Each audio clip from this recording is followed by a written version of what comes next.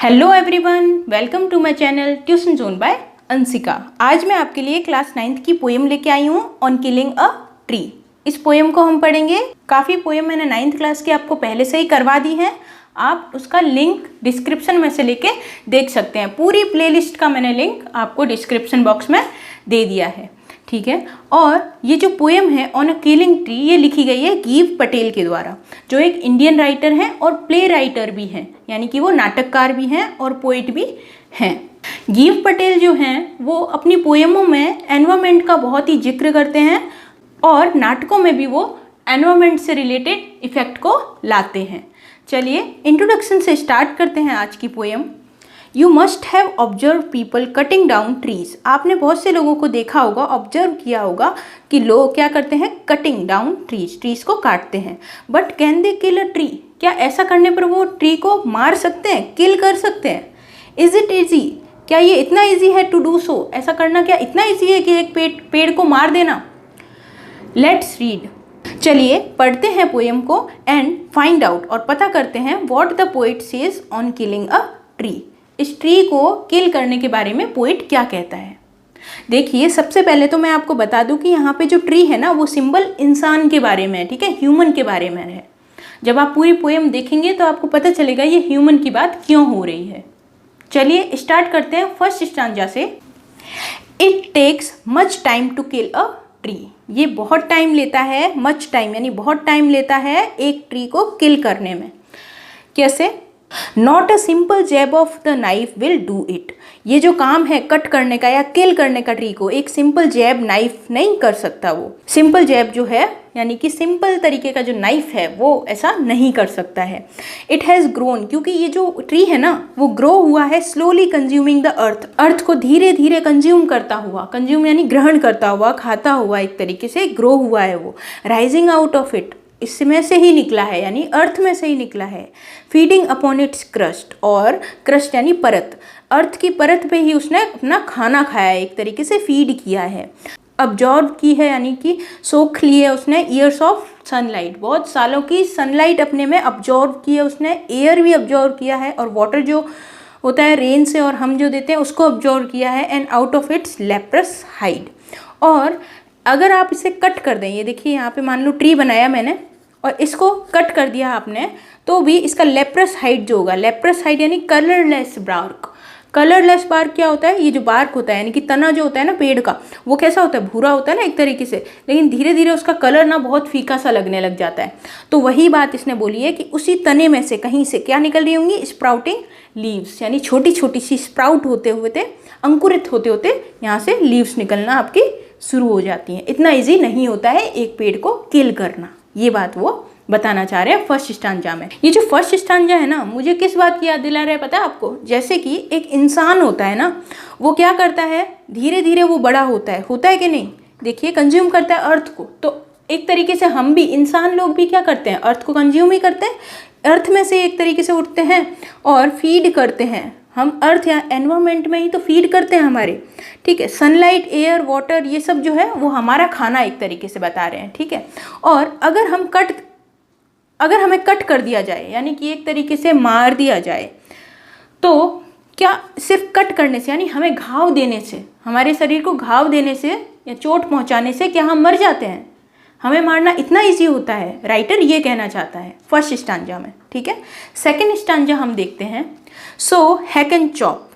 Hack and chop मतलब कि एक फ्रेज का यूज़ हुआ है यहाँ पे, यानी कि चॉप कर देना, काट देना, और हैक यानी लोडेड, ठीक है। इनको बिल्कुल एक तरीके से काट देना, but this alone won't do it. तब भी सिर्फ इतना ही काम नहीं आएगा पेड़ को किल करने के लिए। Not so much pain will do it. बहुत सारा दर्द देना भी उस पेड़ को नहीं मारेगा। द ब्लीडिंग बार्क यानी खून आते हुए, ब्लीडिंग यानी खून आते हुए जो बार्क होगा, तना जो होगा, विल हील, उसकी जो चोटें होंगी वो क्या हो जाएंगी, हील हो जाएंगी। हील यानी रिकवर, वापस से सही हो जाएंगी। And from close to the ground, और ग्राउंड से ही वो क्या होगा, हील हो जाएगा। हील यानी सही हो जाएगा। Will rise curled green twigs, और कर्ल्ड हो जाएंगी। ग्रीन ट्विग्स यानी जो टहनियाँ हैं, ग्रीन टहनियाँ जो होती हैं उसकी, हरी हरी टहनियाँ, वो कर्ल्ड मुड़ जाएंगी, वो है ना। मिनिएचर बोग यानी कि छोटी छोटी सी टहनियाँ। यहाँ ट्विग्स तो भी टहनियों के यूज़ हुआ है और बोग भी टहनियों का यूज़ हुआ है। छोटी छोटी सी जो पत्तियाँ हैं वो पेड़ में जो निकलती हैं उसका बारे में बताया है। विच इफ़ अनचेक्ड, अगर आपने एक पेड़ को कट करने के बाद में उसे अनचेक रहने दिया, यानी कि इसका ध्यान नहीं दिया आपने। देखिए यहाँ पे बस इतना सा, अगर ऊपर वाला पार्ट आप यूज़ में ले लो और सिर्फ ज़मीन में ये छोड़ दो, इतना सा बार्क, तो अगर आपने उसे ऐसे ही छोड़ दिया बिना देखे तो क्या होगा उसमें, which if unchecked will expand again to former size. वो ये जो इतना सा पार्ट है ना वापस से अपनी फॉर्मर साइज में आ जाएगा। फॉर्मर साइज यानी रियल साइज जो उसकी थी, बड़ा सा पेड़ था, वापस धीरे धीरे उगता हुआ वो आ जाएगा। किसके थ्रू? मिनिएचर बोग के थ्रू, यानी कि छोटी छोटी टहनियों से जुड़ के, यानी कि उगता हुआ वो बढ़ता जाएगा और अपने फॉर्मर साइज में पहले से ही आ जाएगा। अब इसमें ये क्या बता रहा है राइटर कि जो इंसान होता है ना वो क्या होता है, बहुत सारा मच पेन, बहुत ज़्यादा दर्द मिलता है उसको, है ना। ब्लीडिंग बार्क यानी उसके शरीर में बहुत सारे घाव हो जाते हैं, या मन में किसी बात को लेके हम तंग हो जाते हैं ना, तो क्या होता है कि हमारा शरीर एक तरीके से लहूलुहान हो जाता है, लेकिन वो हील भी कर जाता है, यानी कि परेशानियों से हम सही भी हो जाते हैं। आगे जाके टाइम लगता है लेकिन हम हील होते हैं। And from close to ground, और हम अपने एनवायरनमेंट में ही रहते हैं। एंड क्या करते हैं हम, हमारी परिस्थितियाँ बिगड़ जाएंगी, यानी कर्ल्ड हो जाएंगी, थोड़ा सा तो हमें चेंज आएगा मिनिएचर बेग, लेकिन हमारे शरीर में थोड़ा कहीं ना कहीं ये हिस्सा तो रहेगा जो हमें जिंदा रहने के लिए प्रेरित करता है। विच अनचेक्ड, अगर किसी ने हमें मारने से पहले, यानी कि हमें चोट पहुँचाने से पहले हमें खूब चोट पहुंचाई, हील नहीं करने का मौका दिया, लेकिन अगर उसने अनचेक्ड रहने दिया, यानी कि हमारे ऊपर ध्यान नहीं दिया, तो हम क्या करते हैं, विल एक्सपेंड अगेन, यानी कि हम आगे आगे बढ़ते जाते हैं। परेशानियां अगर हमें नहीं आए तो हम आगे बढ़ने लगते हैं ना, और हम फॉर्मर साइज, यानी एक ऐसा समय आता है कि हम बिल्कुल सही हो जाते हैं पहले जैसा ही। ट्रीज से रिलेटेड इन्होंने इंसानों को भी इस पोएम में बताया है।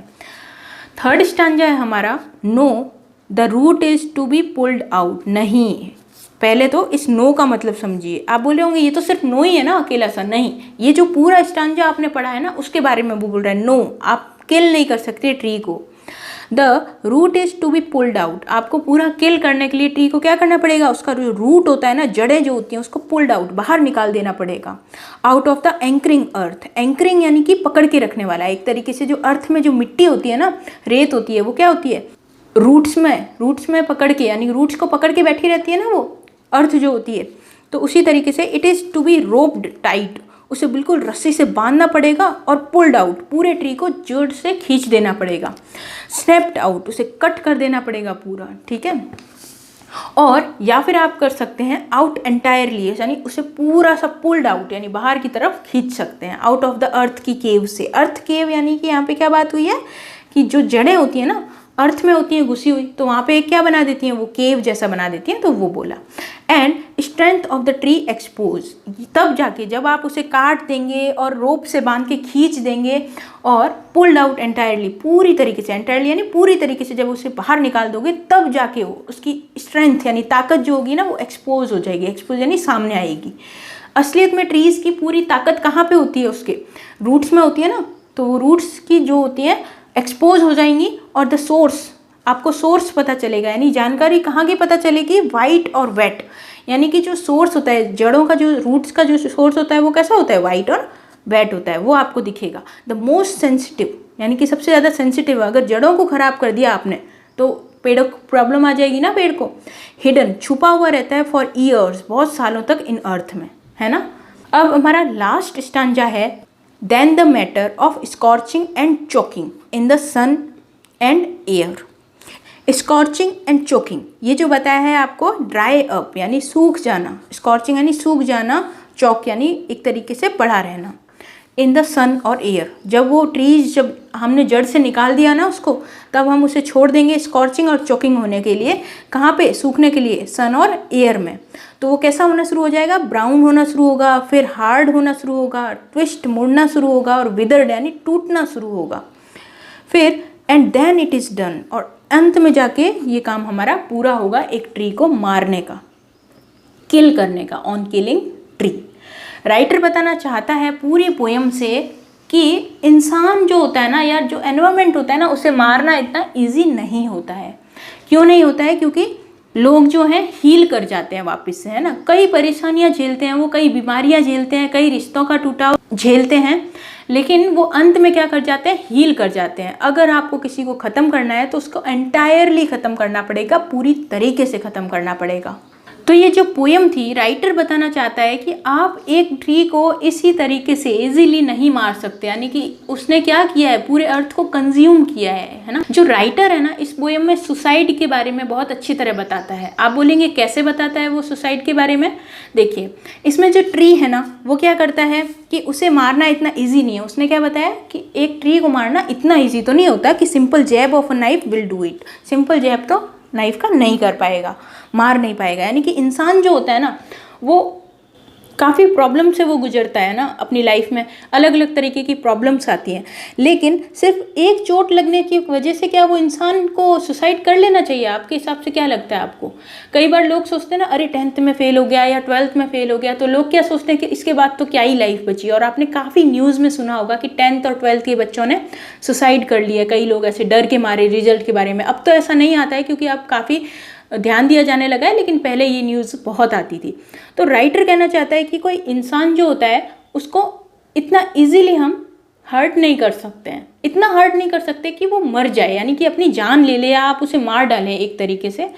वो क्या करेगा? हील करेगा, वापस से हील करेगा। इतने सालों से उसने जो भी कंज्यूम किया है, यहाँ पे देखिए एब्जॉर्ब जो था, वो जो लोगों का प्यार होता है, जो खाना होता है, एक तरीके से लव होता है, इसको लोग कंज्यूम करते करते आगे बढ़ते हैं। और एकदम से कोई चोट लगने पर या फिर कोई धक्का लगने पर या धोखा मिलने पर सारी लाइफ आपकी ख़त्म नहीं हो जाती, यानी कि आपको मारा नहीं जा सकता है ऐसे में, है ना। ये जो पोयम है ना, उसके जो क्वेश्चन आंसर मैं आपको करवाऊंगी तो आपको इसका ट्रू मीनिंग सारा पता चलेगा। नेक्स्ट वीडियो में आपके क्वेश्चन आंसर लेके आऊँगी। आई होप आप लोगों को पूरी पोयम अच्छी लगी होगी। अगर अच्छी लगी है तो आप कॉमेंट में एक रिप्लाई छोड़ें और मेरे चैनल को सब्सक्राइब करना ना भूलें। Thank you for watching.